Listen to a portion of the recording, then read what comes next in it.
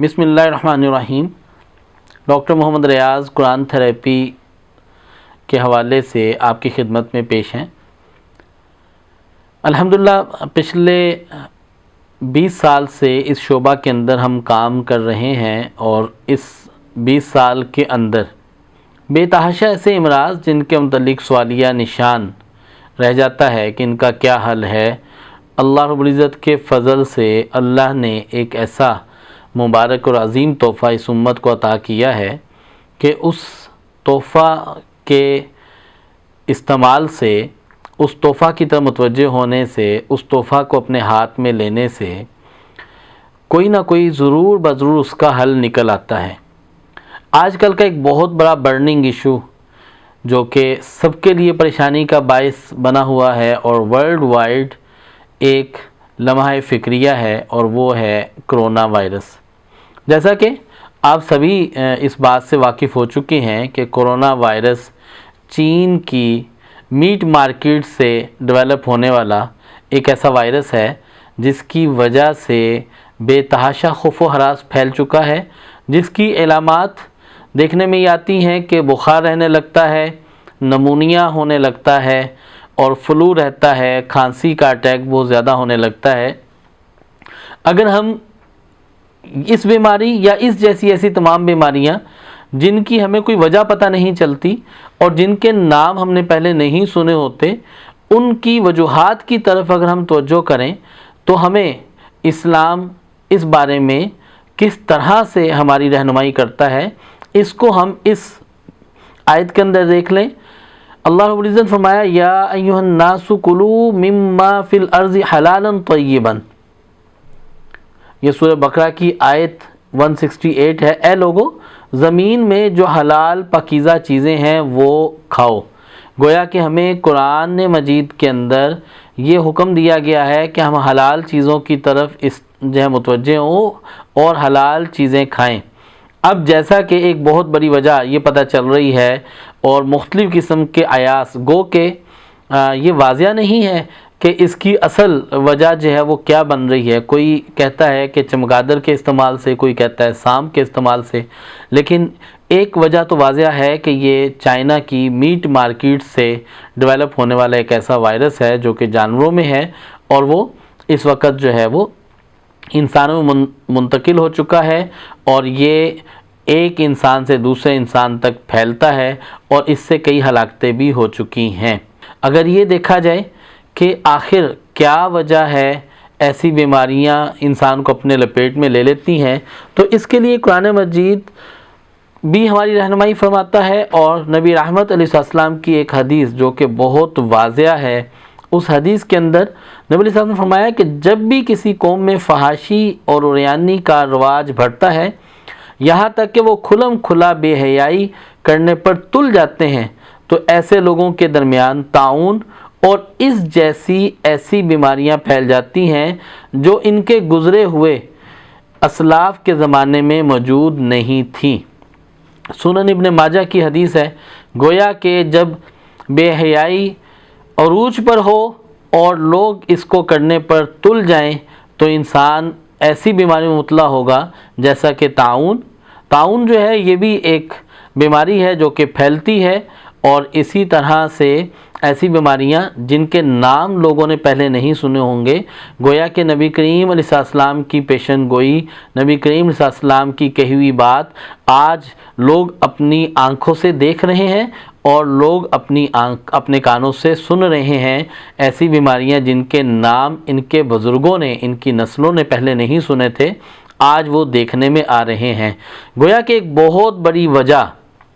آج سامنے ہے، وہ وجہ یہ ہے کہ انسان وہ اپنے آپ کو اگر ان سے بچانا چاہتا ہے تو اپنے آپ کو بے حیائی اور عریانی اور ایسی چیزوں سے بچانا شروع کر دے، اپنے آپ کو اس سے محفوظ رکھے، تو انشاءاللہ العزیز اللہ رب العزت ایسی بیماریوں سے بھی اس کو بچا کے رکھیں گے۔ اب ہمیں اس بیماری میں احتیاط کیا کرنی چاہیے؟ ہم اس بات کی طرف متوجہ ہوں کہ اللہ رب العزت ہماری حفاظت فرمانے والے ہیں، اللہ رب العزت مسلمان کے ساتھ ہیں، اور مسلمان کے ساتھ اللہ رب العزت کی مدد ہے، لہٰذا جو بیماری انسان کے اوپر آنی ہے، جو بیماری انسان کے لیے لکھی ہے وہ ضرور بضرور اس پہ آ کے رہے گی، اور مسلمان پہ تو جو تکلیف بھی آ جائے، مسلمان پہ جو بیماری بھی آ جائے، وہ مسلمان کے درجات کو بھی بلند کرتی ہے، مسلمان کے گناہوں کو بھی معاف کرتی ہے، اور اس کی آخرت کی منزلیں بھی آسان فرماتی ہیں۔ جب بیماری آ جاتی ہے تو وہ رحمت بھی ثابت ہو جاتی ہے۔